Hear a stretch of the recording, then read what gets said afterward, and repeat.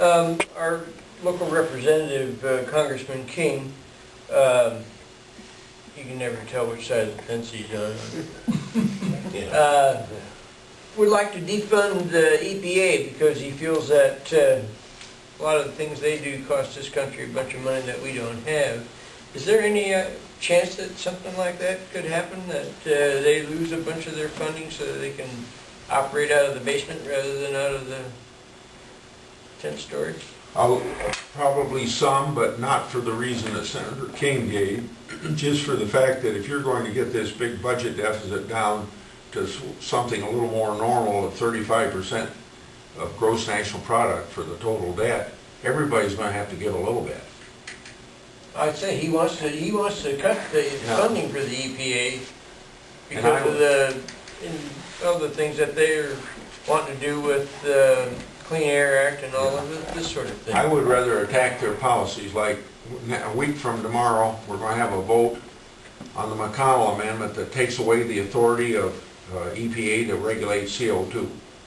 That's the global warming stuff, you know. Will it pass?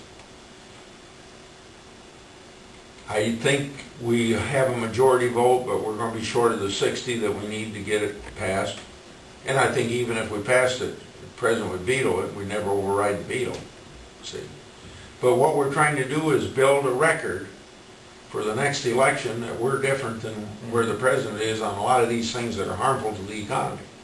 And what the EPA is doing is awful harmful to the economy. Exactly. And it doesn't meet a lot of common sense tests, you know. Just look at this dust rule that they want to put out where you got to keep the, if you're tilling your soil, or you got to keep the dust within your property line. Have you heard about the fugitive dust rule? Or if you're on the county board of supervisors, you got to keep the dust from your rock road inside the fence line. You know, I try to explain to them, do you know that only God determines when the wind blows? And only God determines that soybeans are 13% moisture, you have to harvest them. You got 3 or 4 days to harvest them.